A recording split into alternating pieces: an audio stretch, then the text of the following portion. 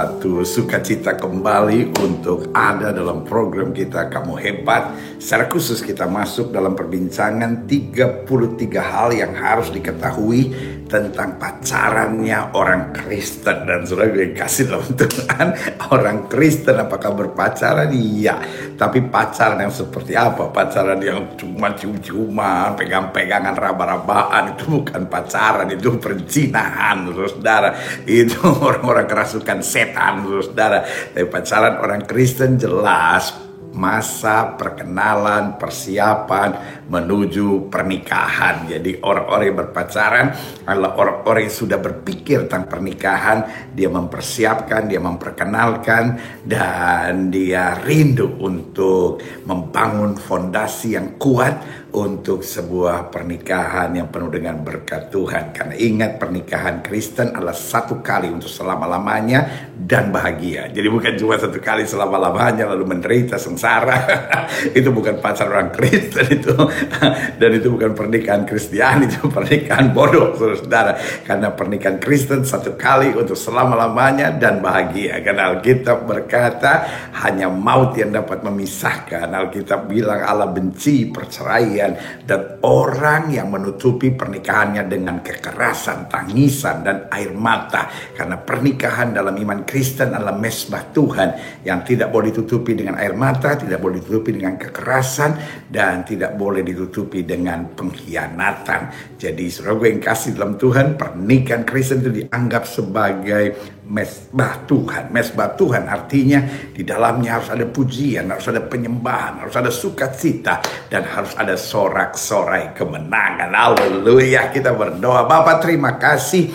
Hari ini kami masuk pada pembahasan keempat tentang pacarannya orang Kristen. Karena itu Bapa tuntun kami yang muda-muda dipersiapkan oleh firman Tuhan, dan kami yang lebih dewasa dapat mengarahkan mereka-mereka yang membutuhkan. Mungkin dia anak kami, saudara kami, keponakan kami, atau bahkan cucu kami. Karena itu Bapa berfirmanlah, Bapa buatlah kami mengerti, singkapkan semua firman Tuhan ini sehingga kami tahu kebenaran, dan kebenaran itu akan memerdekakan hidup kami.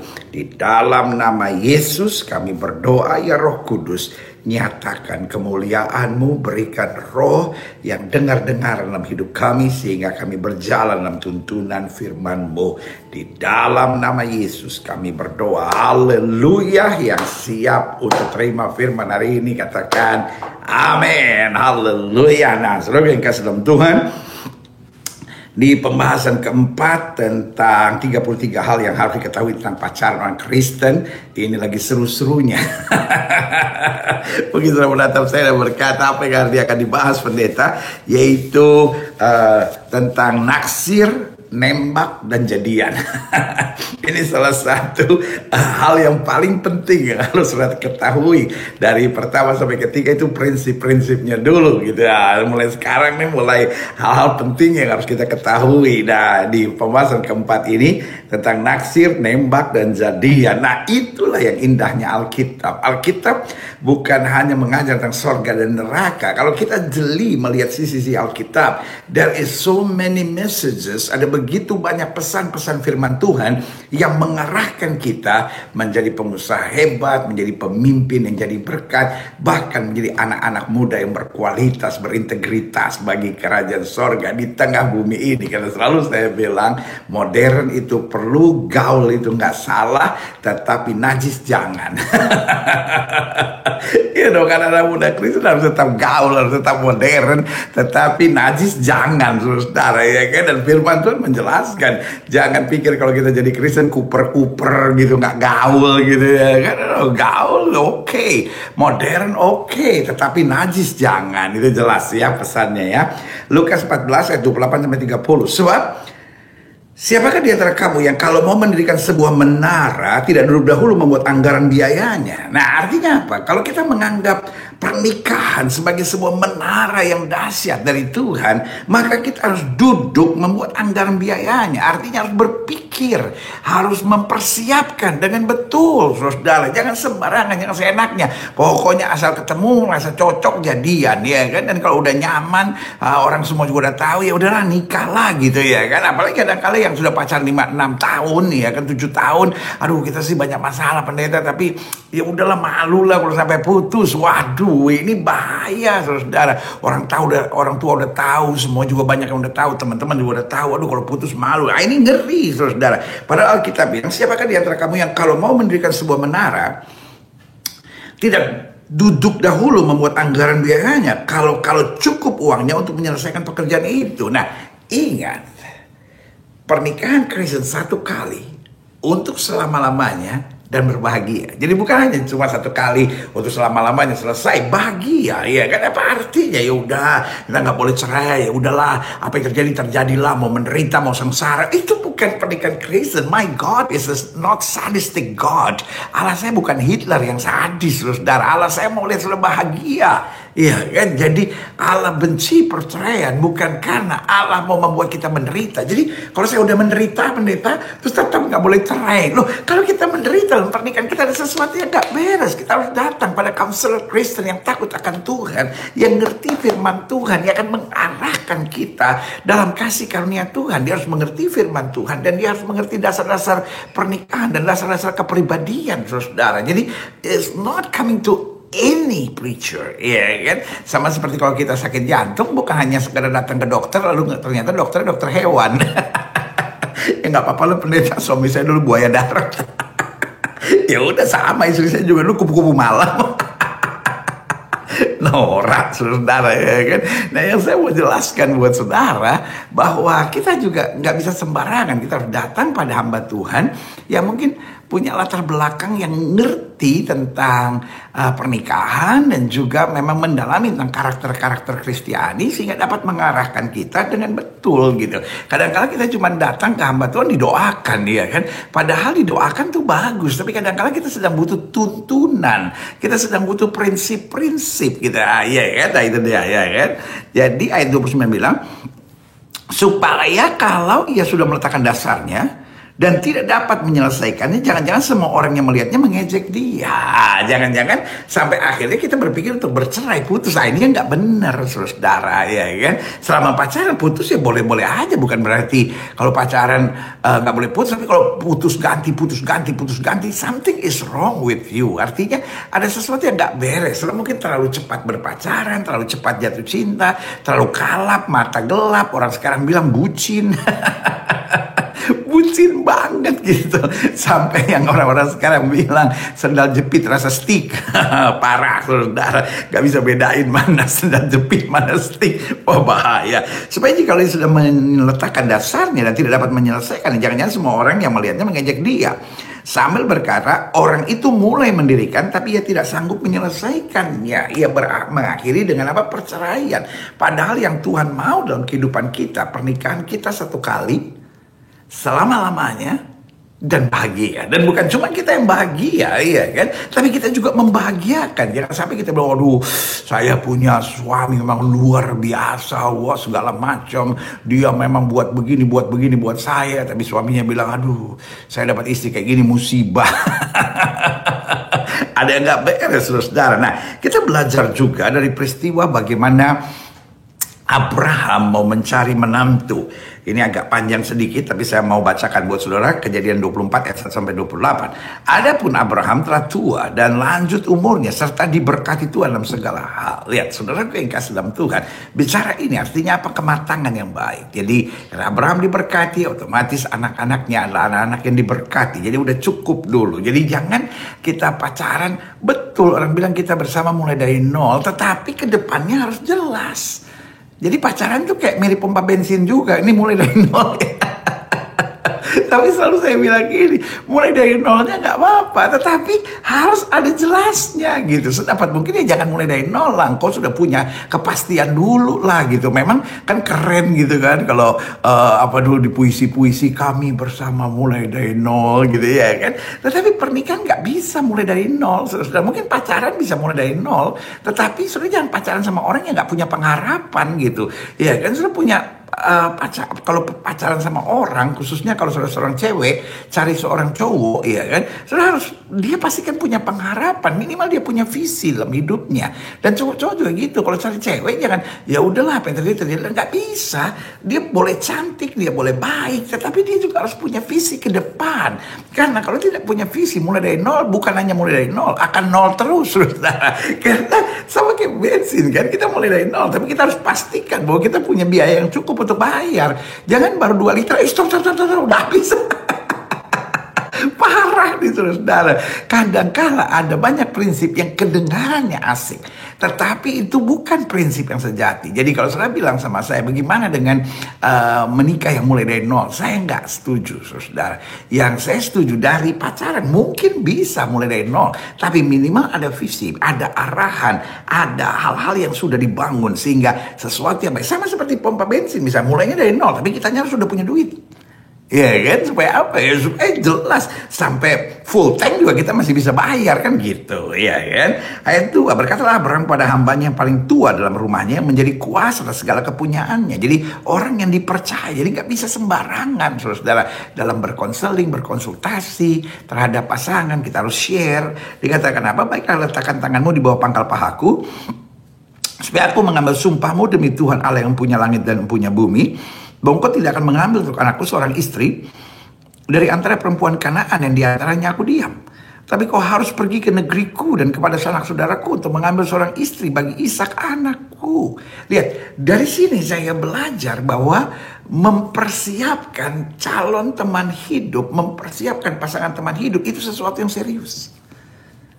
Bukan asal lihat, asal cari. No, itu harus libatkan doa, harus libatkan orang lain, harus minta pimpinan, minta petunjuk, minta arahan orang tua, saudara. Lalu berkatalah hambanya itu kepadanya, mungkin perempuan itu tidak suka mengikuti aku ke negeri ini. Haruskah aku membawa anakmu itu kembali ke negeri dari mana tuanku keluar? Tapi Abraham berkata kepadanya, awas, jangan kau bawa anakku itu kembali ke sana. Lihat, ada syarat-syaratnya. Makanya saya bilang, waktu kita sudah mulai berpikir untuk pernikahan, jadi jangan karena kita berteman sama orang nyaman lalu pacaran. Itu keliru, saudara. Pacaran itu harus dimulai dari konsep saya siap untuk menikah, saya mulai berpikir untuk menikah, dan kemudian lalu bikin syarat-syaratnya, bikin arahan-arahannya, bikin kriterianya. Kira-kira yang saya yakin yang terbaik buat saya untuk menjadi istri, yang terbaik buat saya untuk menjadi suami, kriterianya demikian. Nah itu baru jelas, saudara. Jadi saudara nggak asal nyaman jadian, Ini yang menjadi persoalan banyak orang pacaran putus gitu. Tapi lihat ya, konsepnya jelas. Ini bagaimana kalau gini? Awas, jangan kau bawa anakku itu kembali ke sana. Tuhan Allah yang punya langit yang telah memanggil aku dari rumah ayahku serta dari negeri sanak saudaraku, dan telah berfirman kepadaku serta yang bersumpah kepadaku demikian, kepada keturunanmu akan kuberikan negeri ini. Dialah juga yang akan mengutus malaikatnya berjalan di depanmu sehingga engkau dapat mengambil seorang istri dari sana untuk anakku. Lihat, jadi Tuhan pun terlibat, saudara. Setelah kita buat kriteria, kita harus tumpang tangan, kita harus doakan, ya kan? Karena jelas, oke, memang dia perempuan dari sana, anak Tuhan, orang yang kupercaya. Tetapi kalau dia nggak mau, jangan gitu. Jadi ada kriteria-kriterianya yang jelas. Ayat 8. Tapi jika perempuan itu tidak mau mengikuti engkau, maka lepaslah engkau dari sumpahmu kepadaku ini. Hanya saja janganlah anakku itu kau bawa kembali ke sana. Ayat 9. Lalu hamba itu meletakkan tangannya di bawah pangkal paha Abraham tuannya dan bersumpah kepadanya tentang hal itu. Kemudian hamba itu mengambil 10 ekor dari unta tuannya dan pergi dengan membawa berbagai-bagai barang berharga kepunyaan tuannya. Demikianlah ia berangkat menuju Aram Mesopotamia ke kota Nahor. Jadi kalau saya boleh simpulkan dengan bahasa sederhana, orang Papua bilang begini, kau pikir menikah murah kah? Jadi seorang yang siap menikah adalah seorang yang istilahnya sudah punya peluru, saudara, ya kan? Minimal dia udah kerja, minimal studinya juga udah bagus, saudara. Kalau belum beresin studi saudara dulu, beresin visi saudara ke depan dulu, lihat. Jadi dia udah bawa segala sesuatu, bukan berarti mau buying gitu, bukan berarti mau beli, saudara. Tapi ini tanda mempersiapkan diri. Makanya ingat nggak? Cerita tentang pernikahan di Kana, anggur habis. Ini jadi masalah besar. Mereka kehabisan anggur, kata Ibu Yesus. Dan kalimat mereka kehabisan anggur buat orang Yahudi, pernikahan ini tidak akan bisa bertahan. Kenapa? Loh, kalau selama 3 hari saja, ya kan, hanya dalam persiapan pesta pernikahan ini saja mereka nggak bisa mempersiapkan segala sesuatu, apalagi untuk kedepannya. Itu jadi persiapan, lalu kesiapan. Nah, ini yang penting, saudara, ya kan? Ayat 11. Di sana disuruhnya unta itu berhenti di luar kota dekat satu sumur pada waktu petang hari, waktu perempuan-perempuan keluar untuk menimba air. Lalu berkatalah ia, Tuhan Allah, Tuanku Abraham, buatlah kiranya tercapai tujuanku pada hari ini. Tunjukkanlah kasih setiamu kepada Tuanku Abraham. Di sini aku berdiri dekat mata air dan anak-anak perempuan penduduk kota itu datang keluar untuk menimba air. Kiranya terjadilah begini, anak gadis kepada siapa aku berkata, tolong miringkan buyungmu itu supaya aku minum, dan yang menjawab, minumlah, dan unta-untamu juga akan kuberi minum. Dialah kiranya kau tentukan bagi hambamu Ishak, maka dengan begitu akan kau ketahui bahwa engkau telah menunjukkan kasih setiamu pada tuanku itu. Jadi kriterianya jelas. Dia harus seorang yang murah hati dan rajin. Jelas ya, untuk Ishak, karena Abraham mengerti apa yang dibutuhkan untuk anaknya, dan bujangnya yang sudah biasa bersama dengan dia mengerti bahwa ini yang diperlukan adalah seorang wanita yang murah hati, seorang wanita yang gak curigaan, dan seorang wanita yang juga pekerja keras, seorang yang rajin, bukan seorang yang malas. Ya kan, ayat 15. Sebelum ia selesai berkata, maka datanglah Ribka yang lahir bagi Betuel, anak laki-laki Milka istri Nahor, saudara Abraham. Buyungnya dibawanya atas bahunya. Anak gadis itu sangat cantik parasnya, seorang perawan, belum pernah bersetubuh dengan laki-laki. Ia juga seorang yang hidup kudus, hidup yang berkomitmen, hidup yang takut akan Tuhan. Ia turun ke mata air itu dan mengisi buyungnya, lalu kembali naik. Kemudian berlarilah hamba itu mendapatkannya serta berkata, tolong beri aku minum air sedikit dari buyungmu itu. Jawabnya, minumlah Tuan, tanpa curiga. Seorang yang rajin, dia berpikir kalau ini habis saya akan turun lagi ambil buyung. Lihat, saudaraku, bukan seorang yang suka debat, bukan seorang yang kepala batu, bukan seorang yang pokoknya apa dia mau harus terjadi. Bukan, luar biasa. Ribka ini, minumlah Tuan, maka segera diturunkan ya buyung itu ke tangannya, serta diberinya dia minum. Setelah ia selesai memberi hamba itu minum, berkatalah ia, baiklah untuk Tuan, untuk unta-untamu juga kutimba air sampai semua itu puas minum. Bayangkan, dia siap untuk turun lagi ke sungai untuk ambil lagi air ini. Kemudian segeralah dituangnya air yang dibuyungnya itu ke dalam palungan. Lalu berlari ia sekali lagi ke sumur untuk menimba air, dan ditimbanya untuk semua untanya itu. Seorang pekerja keras, seorang yang murah hati, seorang yang melakukan apapun tanpa dipaksa, dengan segala sukacita. Dan orang itu mengamat-amatinya dengan berdiam diri untuk mengetahui apakah Tuhan membuat perjalanan berhasil atau tidak. Dia doa betul, minta petunjuk Tuhan, minta tuntunan Tuhan. Jadi dari sini kita belajar mempersiapkan pernikahan bukan sesuatu yang gak jelas. Makanya saya bilang, adik-adik muda sekalian, naksir, nembak, jadian itu adalah masa yang serius. Nggak bisa naksir hari ini, lalu besok langsung nembak, langsung minggu itu juga jadian. Itu bukan hebat, itu ngaco.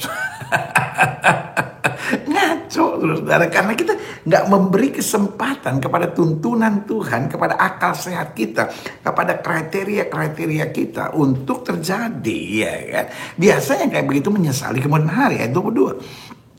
Setelah unta-unta itu puas minum, maka orang itu mengambil anting-anting emas yang setengah shikal beratnya dan sepasang gelang tangan yang 10 shikal emas beratnya, serta berkata, anak siapakah engkau? Baiklah katakan kepadaku, adakah di rumah ayahmu tempat bermalam bagi kami? Lalu jawabnya kepadanya, ayahku Betuel, anak Milka yang melahirkannya bagi Nahor. Lagi kata gadis itu, baik jerami, baik makanan unta banyak pada kami, tempat bermalam pun ada. Saudara yang kasih dalam Tuhan, bukan seorang yang curigaan, bukan seorang yang emosian. Wah, ini orang dikasih hati minta jantung. Bukan seorang yang cerewet, seorang yang luar biasa, saudara, ya kan. Lalu berlututlah orang itu dan sujud menyembah Tuhan serta berkata, terpujilah Tuhan Allah, Tuanku Abraham, yang tidak menarik kembali kasih setianya dan dari Tuanku itu. Dan Tuhan telah menuntun aku di jalan ke rumah saudara-saudara Tuanku ini. Berlana gadis itu pergi menceritakan kejadian itu ke rumah ibunya. Jadi dia juga seorang yang akrab dengan keluarganya. Lihat saudara yang kasih dalam Tuhan, pengalaman orang yang tidak akrab dengan keluarganya, waktu menikah juga tidak akan akrab membangun keluarganya. Jadi saudara yang kasih dalam Tuhan, ini kriteria-kriteria penting yang ditetapkan oleh Abraham untuk menjadi menantunya yang adalah istrinya Ishak. Saudara, dari sini kita belajar polanya gitu. Seorang berpikir dulu untuk pernikahan, baru kemudian menetapkan kriteria, baru kemudian mendoakannya, baru kemudian bertindak, baru kemudian tidak memaksakan kehendak, minta tuntunan Tuhan. Dan kalau Tuhan rindukan, Tuhan siapkan, Tuhan berkati, nggak ada yang ribet, saudara. Kalau udah terlalu ribet, biasanya that is not from God. Kalau belum apa-apa, udah ini, udah itu, udah ini. Aduh, saudara gue yang kasih dalam Tuhan, sorry untuk ngomong ini. Kalau udah ribet, biasanya bukan dari Tuhan. Adik-adik muda yang sedang senang sama orang, naksir sama orang, lalu mau mulai jadian sama orang, tapi ribet banget gitu. Orang tuanya lah, inilah, itulah, ribut lah, berantem lah, terus udah terlalu ribet begitu. Biasanya itu bukan dari Tuhan. Cepat, jujur untuk bertindak dan meminta petunjuk Tuhan. Jangan sampai menyesal di kemudian hari. Kadang-kala kita udah tahu nggak cocok gitu, tapi karena dia udah minta ampun, dia bawa pada suasana yang romantis, akhirnya kita jatuh dan akhirnya pacaran lagi, bahkan terpancing melakukan hubungan. Dan kemudian karena ngerasa kita kan udah hubungan, kita udahlah gitu, jangan sampai mempermalukan diri. Aduh saudaraku, jangan bodoh yang dari Tuhan itu biasanya tidak ribet. Ya. Nah, saya pelajari gini, ada aksioma dalam kehidupan ini. Apapun yang kita persiapkan dengan baik, maka besar kemungkinan hasil akhirnya tidak akan mengecewakan. Jadi seperti Alkitab bilang, kalau kita mau bangun menara, kita duduk dulu memperhitungkan anggarannya. Artinya kita persiapkan dengan baik. Dan ada sebuah aksioma, ada sebuah hukum, ada sebuah keteraturan, ada sebuah pandangan yang jelas di muka bumi ini. Apapun yang kita persiapkan dengan baik, besar kemungkinan hasilnya tidak akan pernah mengecewakan. Apapun yang kita kerjakan sembarangan, sembrono, mendadak-mendadak, biasa ujung-ujungnya banyak kecewanya gitu ya kan. Contohnya misalnya dalam studi, kalau kita persiapkan studi dengan baik ya kan, kita udah pikirin baik, kita diskusikan baik, kita selidiki baik gitu. Nggak mungkin ada orang yang sekolah hukum 2 tahun, pindah komputer 1,5 tahun, lalu pindah komunikasi internasional ya, lalu pindah lagi dan akhirnya lulus di ekonomi. Total general 12 tahun saudara ya kan, sarjana ekonomi 12 tahun. Kenapa? Ya sempat kuliah hukum dulu, sempat kuliah komputer dulu, hubungan internasional dulu, sempat kuliah tata boga. Baru terakhir mikir, kayaknya saya ekonomi deh gitu ya kan. Dan akhirnya ujung-ujungnya jualan online. Jadi ada banyak hal yang gak jelas dalam hidupnya gitu, karena gak dipersiapkan dengan matang. Lalu yang kedua, dalam menjalani masa depan, orang kalau gak mempersiapkan masa depannya, ujung-ujungnya pasti akan kecewa gitu. Orang-orang yang sukses bukan orang-orang yang sempurna. Orang sukses bukan orang yang gak menghadapi badai, tapi orang yang mempersiapkan segala sesuatunya dengan matang dan bertanggung jawab. Dan yang ketiga adalah membangun persahabatan. Orang kalau membangun persahabatan dipersiapkan dengan baik, dijaga dengan baik, nggak sembarangan ngomong, nggak sembarang memanfaatkan, maka persahabatannya juga akan baik. Dan begitu pun dalam masa pacaran. Orang kalau sekedar ketemu jadian, suka jadian, nanti lihat orang lain, ini kayaknya lebih mantap nih, jadian lagi ya kan. Nanti rapat remaja di gereja, kayaknya ketua aja lebih bawah tuh boleh tuh ya kan, akhirnya jadian gitu. Nah ini kan repot gitu karena nggak dipersiapkan. Nah saya pelajari begini, kita harus tahu dulu siapa pada dasarnya yang boleh pacaran. Nah ini dulu gitu, siapa yang boleh mulai pacaran ya kan. Yang pertama orang dewasa, karena pacaran ini bukan untuk anak-anak. It's not for kids. Kan kalau kita beli mainan ada tuh gitu, untuk anak tidak boleh di bawah 12 tahun ya kan, tidak boleh untuk anak 3 tahun misalnya gitu. Nah pacaran itu untuk orang dewasa, bukan untuk anak-anak. If you still kids, don't date yet gitu. Jangan pacaran dulu deh gitu ya kan. Jadi dewasa ini penting karena bukan hanya soal sikapnya, juga ada usia minimalnya. Jadi gini ya, dewasa itu memang bukan soal usia, memang soal sikap. Tapi untuk berpacaran ada usia minimalnya gitu.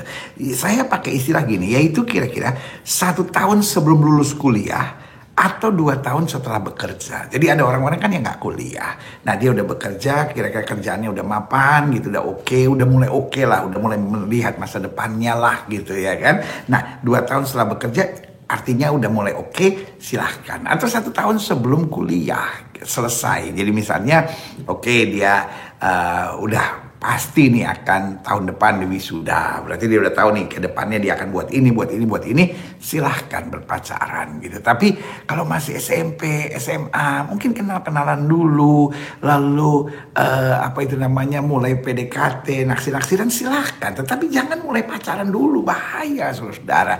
Tetapi kalau boleh lebih bagus fokus ke studi dulu, fokus masa depan dulu gitu. Baru setelah itu mulai berpikir pernikahan, baru mulai doa, tetapkan kriteria waktu SMP, SMA, ya silahkan aja saudara. Tetapi yang betul-betul kita mulai doakan karena kita udah mulai stabil dalam jiwa, udah mulai ngerti. Karena biasanya kalau masih remaja kan yang kita cari yang seru-seru gitu. Tapi padahal seru-seru tuh nggak bisa bayar listrik, seru-seru nggak bisa bayar kontrakan, seru-seru nggak bisa bayar rumah sakit kelahiran anak gitu ya kan. Jadi harus kita stabil dulu, dewasa dulu, baru di situ kita bisa tetapkan kriteria gitu ya. Ingat ya, jadi pada dasarnya yang boleh pacaran orang dewasa, karena pacaran is not for kids ya kan. Bukan hanya sikapnya harus dewasa jelas, jangan kekanak-kanakan ya kan. Tetapi juga ada usia minimalnya, kira-kira 1 tahun sebelum lulus sarjana, sehingga udah benar-benar udah punya persiapan pengertian kira-kira setelah lulus nih apa. Walaupun 1 tahun sebelum lulus sarjana, kalau belum ada kejelasan jangan saudara, karena dewasa itu kan tanggung jawab, sudah ada ke depannya, bukan cuma soal seneng-senengnya, tapi juga bagaimana saya nanti bisa membahagiakan dia dengan segalanya gitu ya kan. Atau 2 tahun setelah bekerja, khusus buat mereka yang mungkin tidak kuliah ya saudara. Nah yang kedua, siapa yang pada dasarnya boleh pacaran? Orang yang sudah serius dan berkomitmen. Kalau masih nggak jelas gitu, masih gampang ngambek, apa-apa emosional gitu, apa-apa memaksakan kehendak, apa-apa pokoknya saya mau ini harus, aduh jangan pacaran dulu, bahaya yang kayak begini. Engkau akan mudah memaksakan kehendak, pokoknya saya udah suka sama dia, udahlah, walaupun nggak cocok nanti juga cocok-cocokin. Nah ini bahaya saudara ya. Banyak pernikahan hancur, misalnya banyak pacaran akhirnya berantakan. Kenapa? Karena orang itu belum siap serius dan belum siap berkomitmen. Karena ingat, pacaran itu adalah masa perkenalan, persiapan untuk menuju pernikahan. Dan pernikahan itu bukan hanya bagaimana saya bahagia, tapi bagaimana saya membahagiakan ya kan. Yang ketiga, siapa yang pada dasarnya sudah boleh pacaran? Orang yang siap berpikiran luas tentang masa depan dan tanggung jawab. Orang yang masih berpikiran sempit, penuh dengan tuntutan gitu ya kan. Kamu harus begini dong, kamu harus begini. Aduh jangan deh, jangan pacaran sama orang yang masih nuntut terus gitu. Ya kamu harus begini, kamu harus begini, kamu harus begini. Waduh minta ampun. Saudara gue yang kasih dalam Tuhan, itu bukan pacaran, akhirnya menjajah saudara ya kan. Kalau masih remaja kayak asik gitu, aduh dia ngarahin saya loh, aduh dia maksain saya loh, padahal udah kawin enek ngeliat. Dan yang keempat saya pelajari, pada saat siapa yang boleh pacaran, orang yang sudah cukup bijak untuk mengatur prioritas, terutama mengenai keuangan dan waktu ya kan. Waktu pacaran kalau masih remaja enak gitu, dia dari pagi jam 8 di rumah sampai jam 11, jam 12 malam tetap di rumah, terus kita berduaan terus, kayaknya asik. Tapi kan cuma begitu-begitu nggak ada hasil apa-apa bos. Iya kan, ujung-ujungnya kemana lo? Hello, ya kan? Emang bisa bayar kontrakan pakai duduk-duduk berdua?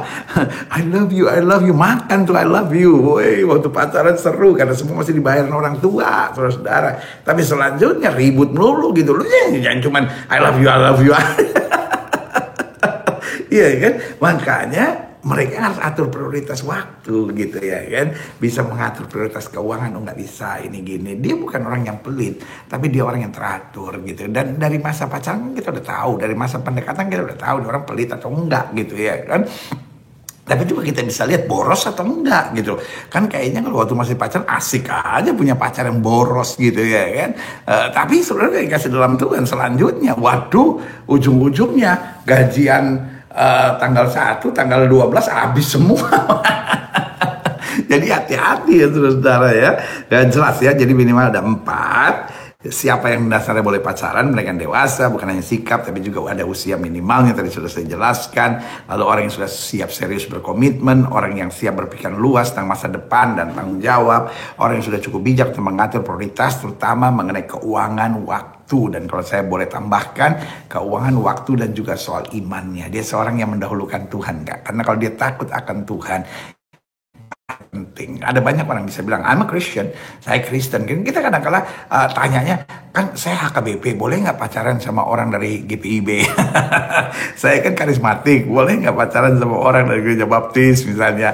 Saya ini kan Katolik, boleh nggak saya pacaran sama orang yang bukan Katolik? Nah, sebenarnya yang kasih dalam Tuhan, kalau sebenarnya gembala soalnya pasti nggak boleh. Nah, waktu kita bahas sepadan, saya sudah jelaskan banyak hal tentang hal-hal itu. Tetapi intinya sederhana, saya lebih menekankan bukan pada dari gereja mana, tapi adakah dia bertuhankan Kristus.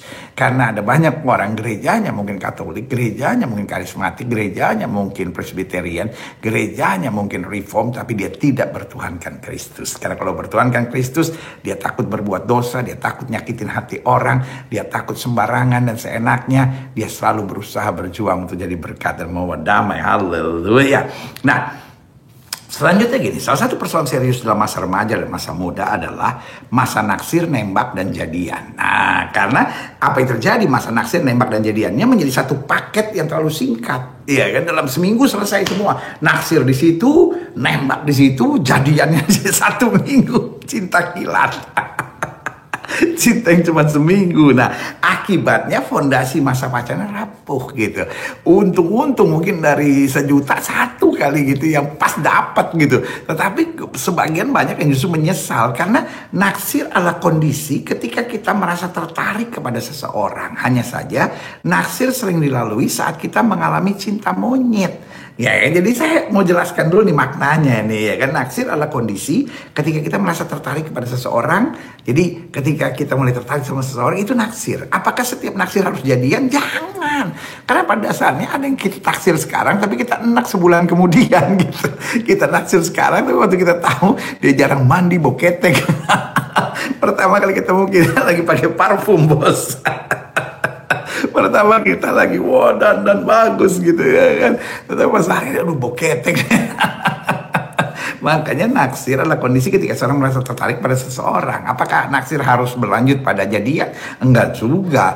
Berdasarkan kriteria kita enggak gitu ya kan. Nah, hanya saja naksir sering dilalui saat kita mengalami cinta monyet misalnya. Kan monyet kan gitu kan.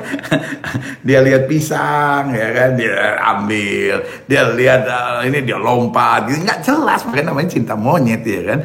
Naksir digolongkan ke dalam short term feeling, yang artinya sering gak berlangsung lama.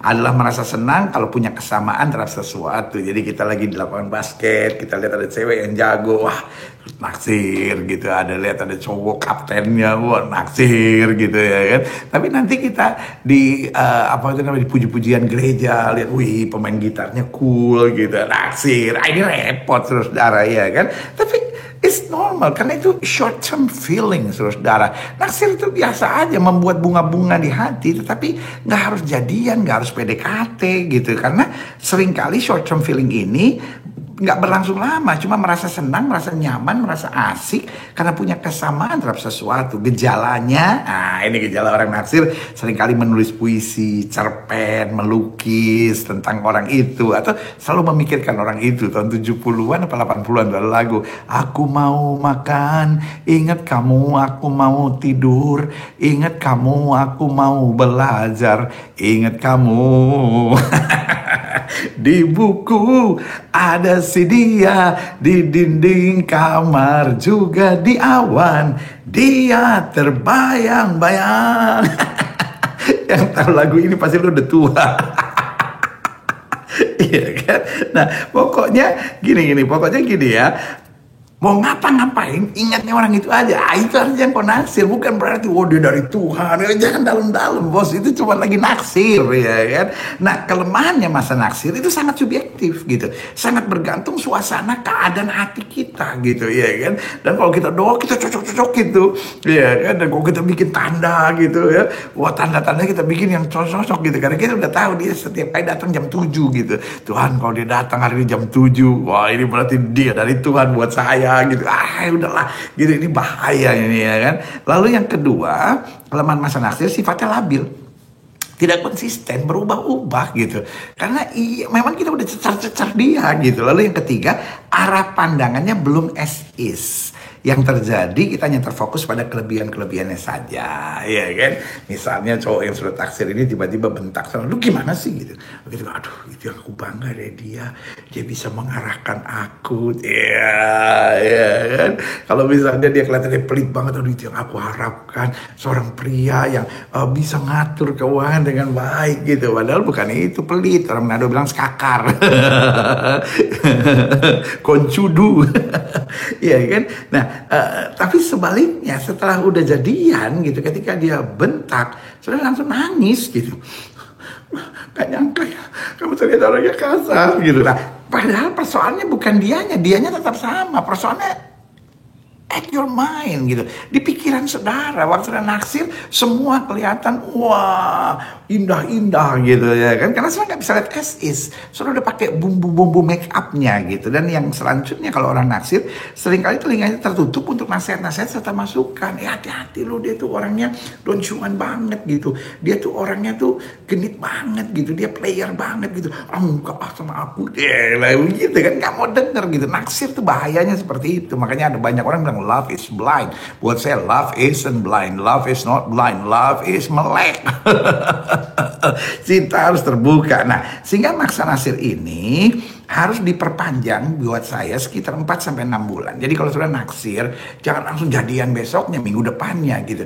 Perpanjang aja 4-6 bulan. Karena masa indahnya itu bukan masa pacaran. Kalau masa pacaran udah mantap ya indah. Tapi kalau enggak ya penuh air mata, penuh dengan keributan. Kita kehilangan banyak temen gitu. Gara-gara pacaran, waduh cuma berduaan aja kan parah, saudara. Nah makanya naksir-naksirannya ini harus 4-6 bulan. Karena masa yang paling indah.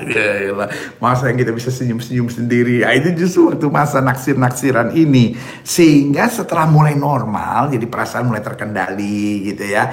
Udah, kita udah mulai lihat kekurangannya, kita udah mulai lihat kelemahannya, kita juga mulai lihat kelebihannya, kita udah mulai masa pada as is-nya ini, bisa melihat kelebihan dan kekurangan, baru bisa membuat pertimbangan-pertimbangan yang bertanggung jawab dalam tuntunan Roh Kudus.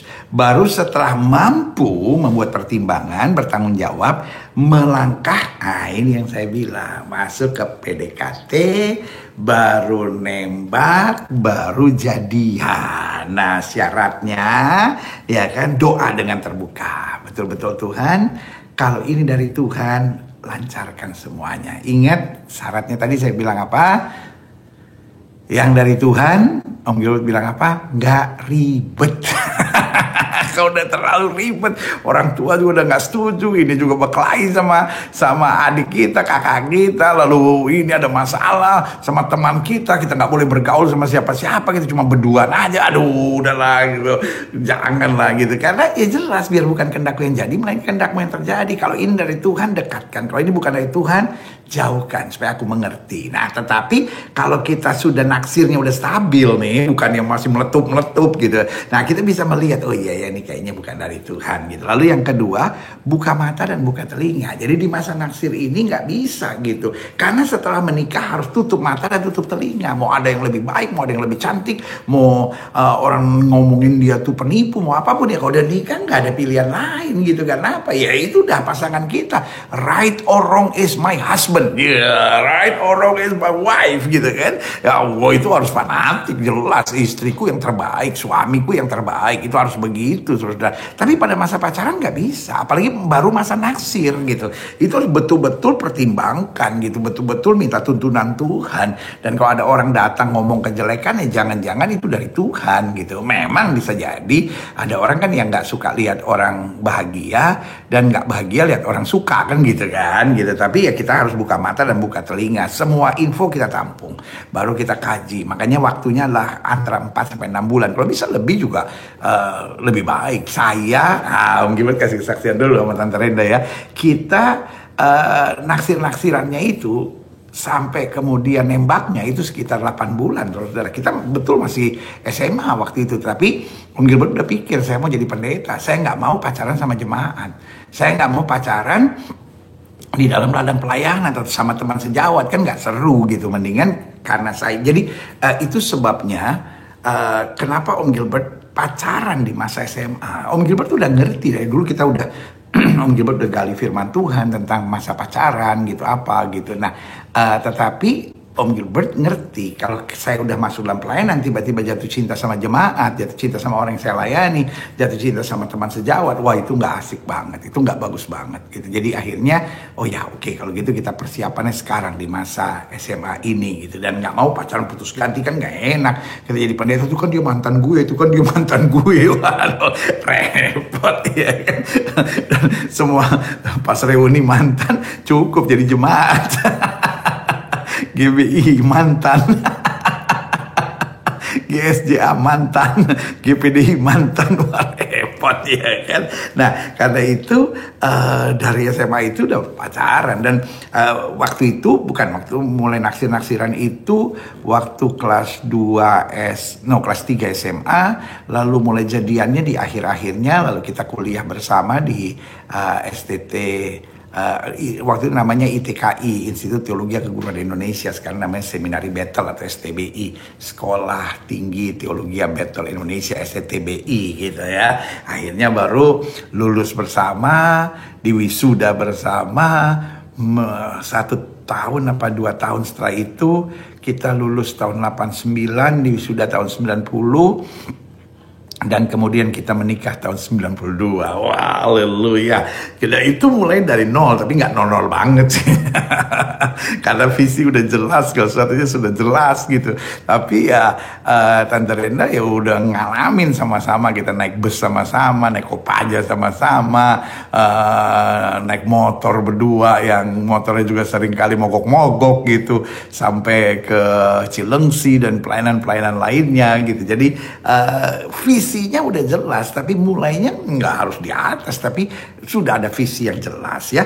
Yang ketiga, ingat, real life isn't blind, atau hidup yang sejati itu tidak buta. Karena itu real love also isn't blind gitu. Karena cinta yang sejati ya harus melek, saudara. Karena real life ya tagihan listrik ada, dan kita nggak bisa bayar dengan cinta, kita nggak bisa bayar dengan I love you kan gitu. Lalu yang keempat, pertimbangkan segala sesuatu dengan benar. Karena visi kita apa? Misalnya Om Gilbert mau jadi pendeta, ya kan, berarti istri harus bisa mendampingi. Nggak boleh jadi istri yang cemburuan misalnya, nggak boleh jadi istri yang kepala batu, jadi istri yang duniawi gitu. Istri yang betul-betul bisa menopang untuk pelayanan kan gitu ya kan. Dan yang kelima, bagaimana setelah naksir masuk ke PDKT untuk siap nembak dan jadiannya, ya kan. Ingat, sebelum nembak dan jadian pastikan si dia berasal dari Tuhan. Karena sekali lagi bahwa berpacaran artinya menemukan orang yang Tuhan sudah persiapkan buat kita. Jadi apakah pacaran bisa putus? Ya bisa saja gitu. Tetapi sekali lagi syaratnya seperti Om Gilbert bilang, minimal kita sudah punya garisan, jangan-jangan ini yang Tuhan sudah sediakan buat saya, kan gitu ya. Nah, lalu kemudian bagaimana nembaknya gitu. Nembaknya jelas harus libatkan Tuhan gitu ya kan. Jadi yang pertama, Om Gilbert tidak pernah mengiyakan wanita nembak duluan. Jadi yang wanita jaga harga diri. Kecuali dua hal. Yang pertama, kita tahu dia orangnya memang malu banget gitu. Dan yang kedua, kita memang yakin cinta kita nggak bakal ditolak gitu. Dan kita tahu bahwa dia nggak akan merendahkan kita gitu. Dia sebetulnya juga, kita pada dasarnya sih udah jadian sebetulnya gitu. Kan ada pria-pria yang agak introvert gitu ya, yang nggak berani ngomong gitu. Tapi wanita nggak bisa digituin gitu. Nah tapi sudah lihat betul sih, udah sih kita sebetulnya udah jadian. Saya juga udah buka hati buat dia juga udah buka hati. Tapi jangan GR loh, jangan GR ya kan. Lalu kemudian udah jadian baru bilang, sayang, ini kita sebetulnya jalan-jalan, saya sebagai wanita yang mesti ada keputusan nih sebetulnya. Ini kita apa? Hanya teman? Kalau hanya teman ya saya harus jaga masa depan saya. Tapi kalau memang kita sudah mulai berkomitmen, ya saya akan lebih berkomitmen juga sama kamu gitu. Jadi ujung-ujungnya bukan kita yang nembak gitu, kita arahkan dia untuk mengiyakan jadian. Setelah itu mungkin dia nggak bisa buat kesimpulan, kita yang buat kesimpulannya. Jadi kita ini udah jadian nih. Saya udah bisa bilang bahwa kamu pacar saya, dan kamu juga bilang ya bahwa kamu adalah pacar saya. Kapan kita bisa ketemu orang tua? Gitu. Jadi jangan sampai kita udah jadian tapi nggak lapor sama keluarga gitu. Karena kalau udah lapor sama keluarga kan kita sudah diarahkan gitu. Sehingga kita udah jadi satu bagian. Karena ingat, apa itu pacaran? Pacaran masa persiapan pengenalan untuk masuk dalam pernikahan. Dan apa itu pernikahan? Pernikahan gak bisa dipisahkan dari keluarga. Memang kita gak menikah sama keluarga, tetapi minimal keluarga terlibat. Dalam bagian lain nanti saya akan jelaskan lebih jelas lagi. Pokoknya lebih seru. Kita akan bahas terus, masih 33 minggu. Wow, jadi saudara kekasih dalam Tuhan, tetap ada di pembahasan kita tentang 33 hal yang harus diketahui tentang pacaran orang Kristen. Saya Gilbert Komodo hari ini mengingatkan buat setiap saudara, kamu hebat, berpacaran dalam takut akan Tuhan. Jangan berpacaran dengan salah, jangan lakukan hubungan, biarkan setan dan dosa menguasai masa pacaran kita. Kita doa. Bapa, dalam nama Yesus hari ini kami berdoa dalam pembahasan firman Tuhan tentang naksir, nembak dan jadian. Tuhan, kalau ada yang masih sendiri, Tuhan tolong sehingga firman hari ini membuka pikiran mereka. Kalau ada yang pacarannya keliru, salah, setiap hari, setiap kali gampang sekali naksir, jatuh cinta sama orang, nembak jadian lalu putus, nembak jadian langsung putus. Tapi hari ini kami dengar firman Tuhan, arahkan kami supaya kami menjadi orang-orang dewasa yang sudah beres sama diri kami sendiri, sehingga kami tidak masuk dalam dosa dan kesalahan di masa pacaran kami, tapi justru kami membangun fondasi yang kuat dalam takut akan Tuhan. Terima kasih Tuhan Yesus. Turunlah berkat Tuhan buat adik-adik muda yang aku kasihi di dalam nama Yesus. Terima kasih Tuhan, beri tuntunan, beri takut akan Tuhan, beri hati yang benar-benar sungguh-sungguh mengasihi Kristus, sehingga kami dapat memprioritaskan hidup kami benar di masa muda kami. Di dalam nama Yesus kami berdoa, Roh Kudus tuntun kami dalam anugerah-Mu. Haleluya. Kita katakan amin, amin, amin, amin. Tuhan Yesus memberkati. Sampai berjumpa program berikut. Haleluya.